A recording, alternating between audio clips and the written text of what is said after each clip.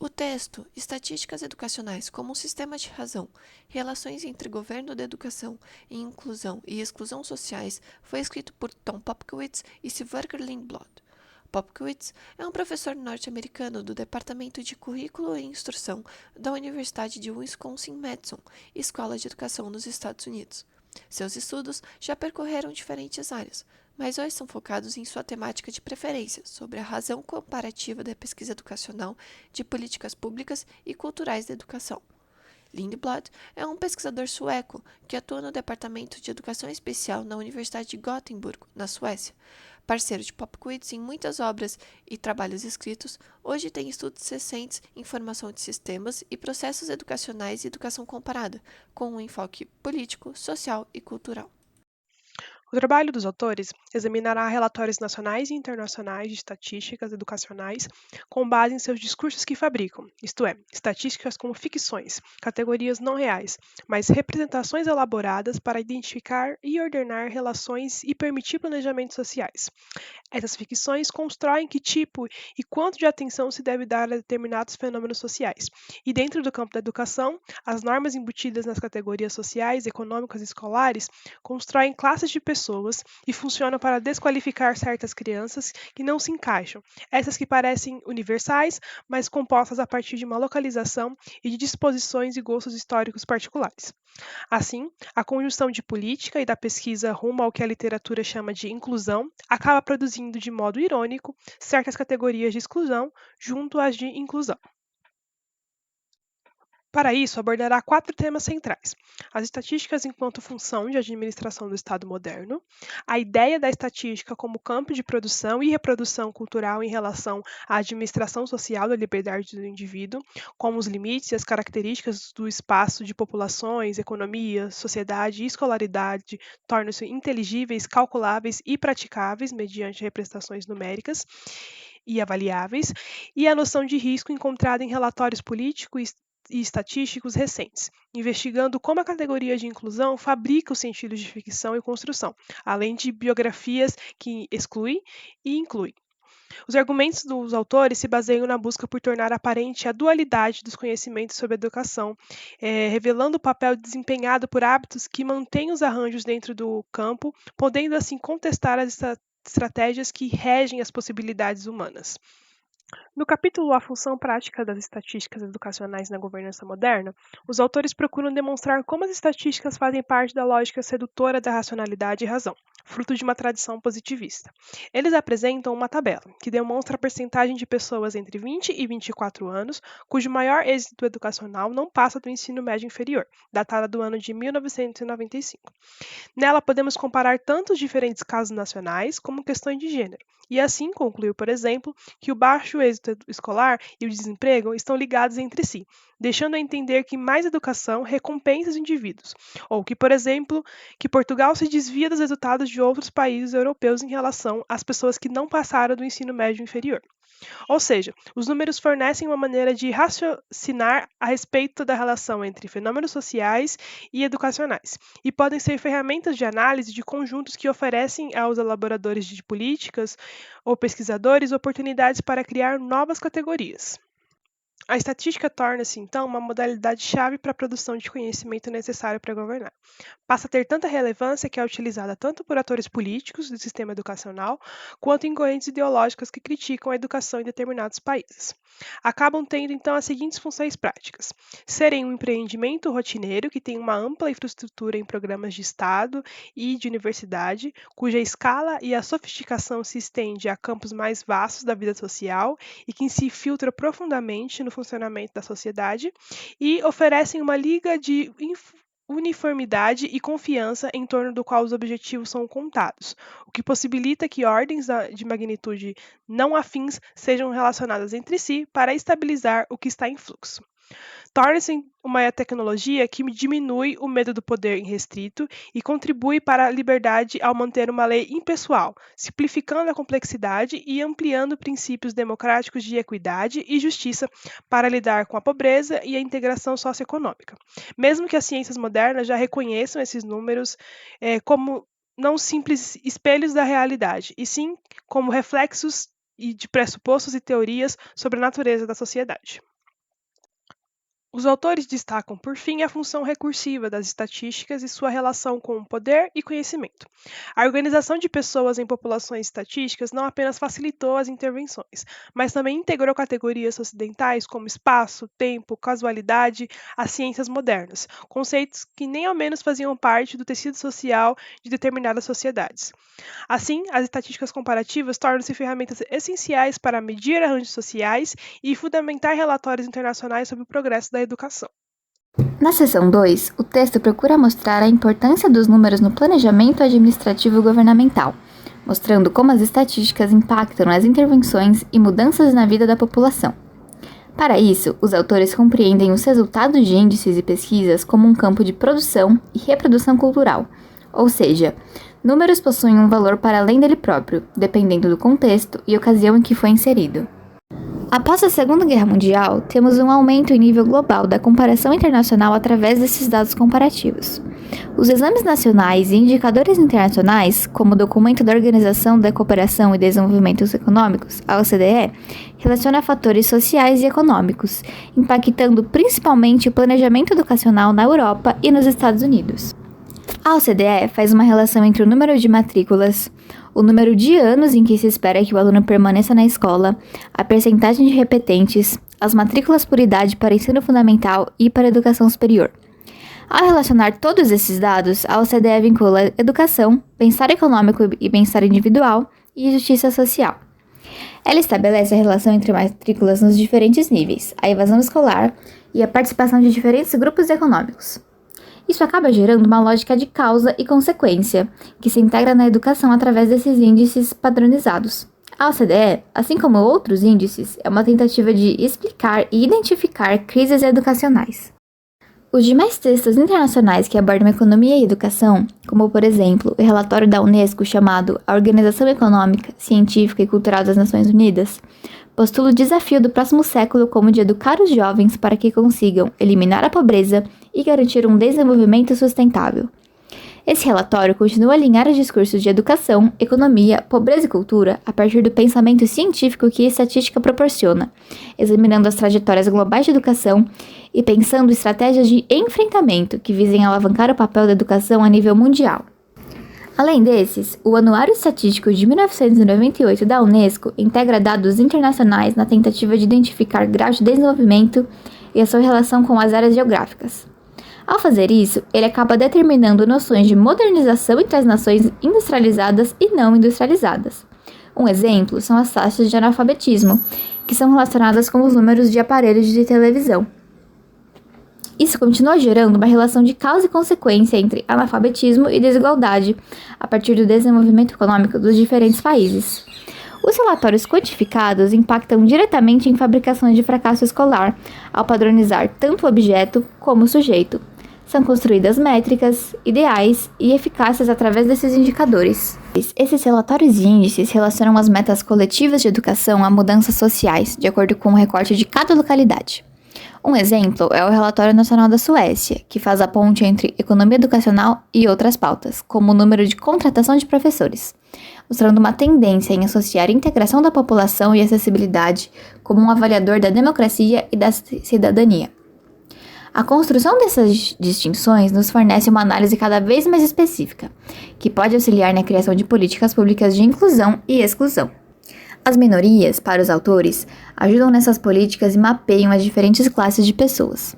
Partindo disso, os autores Alexia Dow, Long e Osga analisam o relatório da Fundação de Rowntree, no Reino Unido. Ele identifica 46 indicadores de medidas sociais, culturais e econômicas que relacionam crianças e escolaridade. Ele oferece distinções sutis para representar diferentes grupos sociais que são considerados minorias. O texto também analisa o contexto histórico da estatística, já que ela é usada como um meio de ajudar e resgatar os indivíduos em âmbitos econômicos, sociais e culturais através de intervenções planejadas. Essa ideia de resgate remonta a visões religiosas de salvação, vinculando-se também com políticas que aumentaram com a formação do Estado moderno.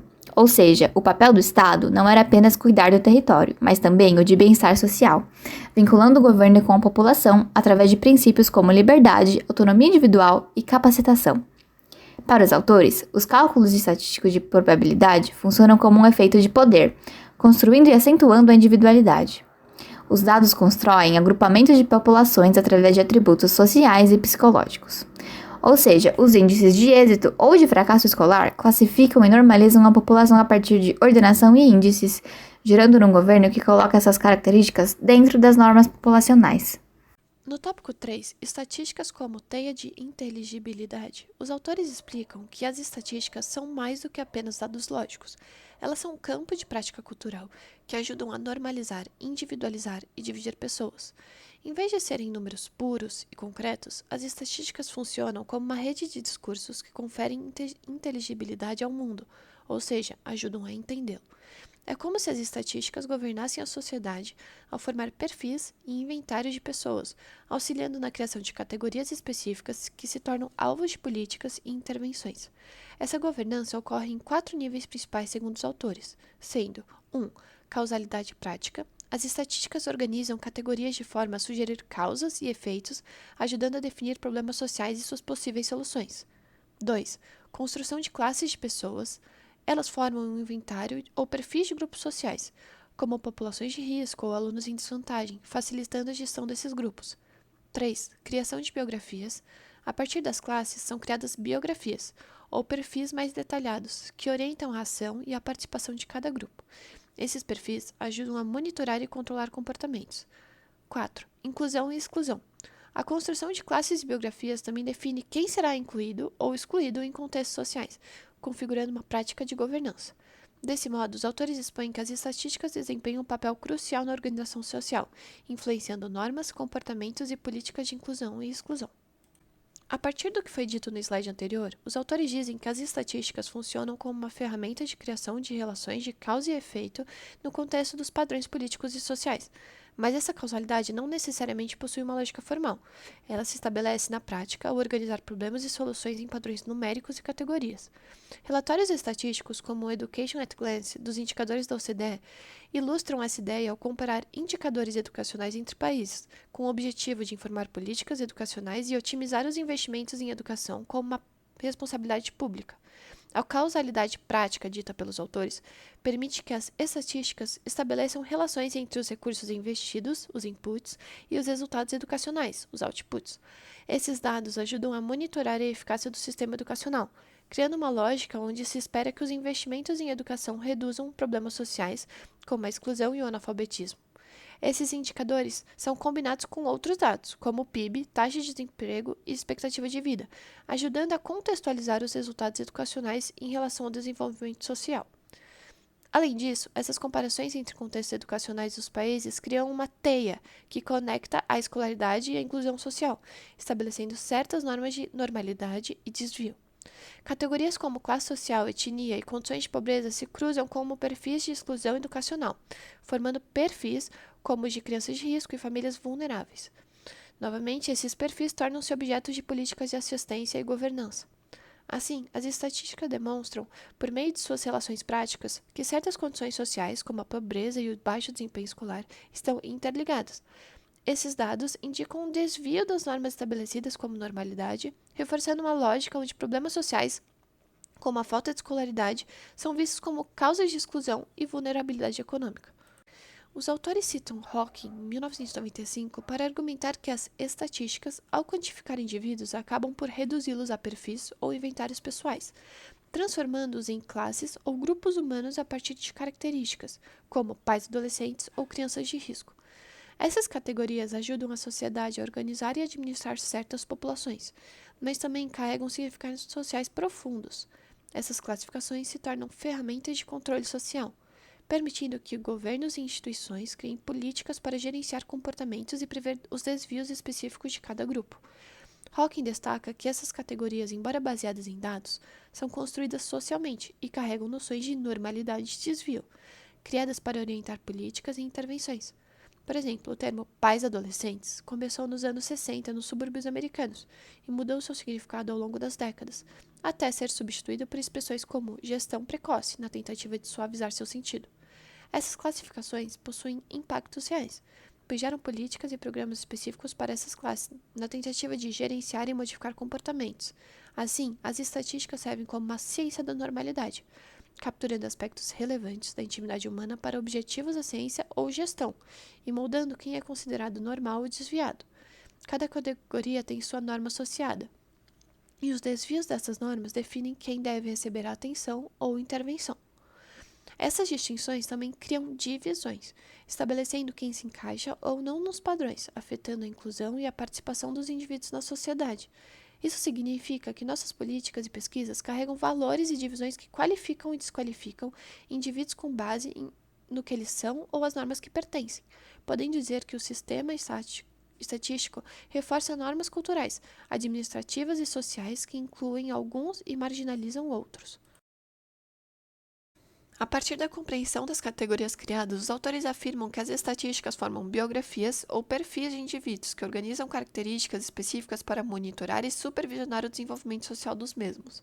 Para os autores, as características do indivíduo são organizadas de modo transhistórico, ou seja, os indivíduos são analisados como se estivessem fora de um contexto histórico, e o desenvolvimento é desvinculado de suas condições e momentos de vida específicos. Ou seja, ao aplicar um cálculo de probabilidade, o raciocínio estatístico constrói nossa compreensão sobre o aprendizado escolar e o desempenho da mesma, mas generaliza fenômenos complexos, como o fracasso escolar. Essa prática é problematizada porque, uma vez que a aplicação de modelos estatísticos associa problemas escolares a características inerentes aos indivíduos, os indivíduos são avaliados em termos de sua contribuição ou relação com o progresso social e econômico da sociedade, uma visão funcionalista e utilitarista, que ignora outras dimensões do ser humano. No contexto dos relatórios educacionais, categorias estatísticas auxiliam a direcionar programas para melhorar o desempenho e a inclusão. Essas classificações permitem que o sistema educacional identifique grupos específicos e implemente programas que lidem com as falhas, como o abandono escolar, através de intervenções voltadas para essas minorias. Além disso, a definição de minorias ou grupos vulneráveis servem para moldar políticas de governança focadas em diversidade e inclusão. Ao criar categorias como minorias ou gestão precoce, as estatísticas promovem a criação de programas e discursos políticos que se orientam por normas sociais e culturais sobre o que eles consideram normalidade e desvio.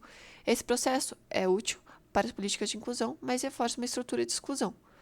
Destaca-se também os programas de formação de professores, na qual as categorias de minoria são interpretadas como diversidade, e os professores são instruídos a promover ações focadas em entender a biografia desses alunos, influenciando a qualidade educacional por meio de fatores culturais, sociais e morais, onde a biografia do professor se constrói através de sistemas de categorias.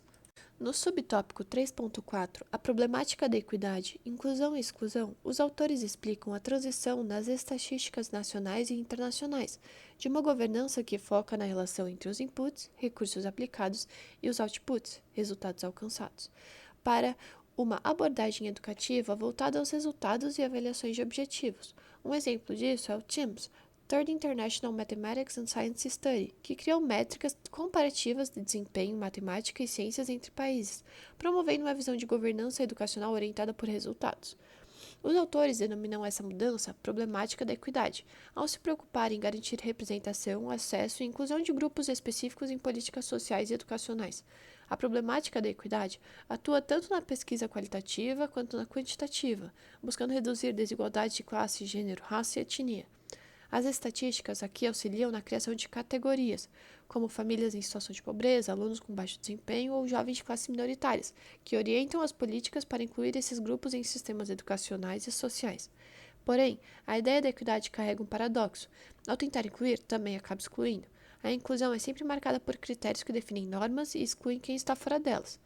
Ou seja, certas políticas eliminariam a exclusão, mas frequentemente criam divisões, com categorias de inclusão e que também são formas de exclusão, pois distinguem o considerado normal do anômalo. Dessa forma, ao mesmo tempo que as políticas buscam justiça social, elas estabelecem divisões entre quem se encaixa ou não nessas normas, mostrando que sistemas de inclusão também operam como sistemas de exclusão. Outra categoria importante nas estatísticas é a de risco. Aparecendo no campo educacional dos anos 70, seria a maneira de descrever alunos que não tinham realização escolar ou de organizar projetos capazes de trazer progresso social. Considera-se, então, que seria possível obter a inclusão e a eliminação da exclusão pela administração social adequada e a coordenação de práticas de governança para classes de pessoas relevantes. Entretanto, mesmo aparecendo como um termo neutro, classifica crianças e famílias dentro de um conceito que parte do pressuposto de um esquema de racionalidade, uma maneira de desfazer, rearranjar e ordenar certos elementos da realidade. E, portanto, é uma categoria que fabrica, é uma ficção que constrói classes de indivíduos. Quando olhamos para as estatísticas nacionais e internacionais, certos indicadores de crianças de risco são utilizados para falar de inclusão e exclusão, principalmente para diferenciar grupos populacionais excluídos, como é o caso das minorias étnicas, e geralmente vinculam diferentes categorias de número: faltar à escola, exclusão escolar e crime, e alunos com necessidades educacionais especiais. O dito grupo de risco compreende uma população em que pessoas e acontecimentos podem ser considerados como fatores de risco, e ninguém foge propriamente dessa categoria. E, portanto, a individualidade não está mais correlacionada a normas abstratas ou a um sujeito responsável. Antes, a individualidade está ligada a outros membros da população de risco.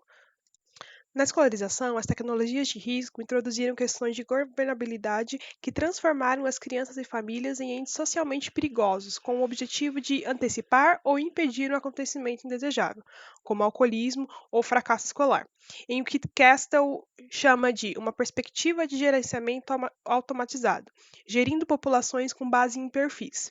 Essas classes de pessoas, esse grupo de risco, criam biografias individuais pela definição do indivíduo como membro de um campo da população, para monitorar e impedir manifestações de comportamento de risco. Os autores concluem o artigo apontando como os números conferem certeza aos modos que se esperam que as pessoas apliquem e se beneficiem da ciência e do conhecimento técnico. O que está em fluxo se torna organizado, concedem certeza, possuem qualidades conclusivas. Entretanto, destacam que esses não existem meramente como entidades lógicas. Se sobrepõem a outros discursos para conferir inteligibilidade às práticas culturais e aos fenômenos da escolarização.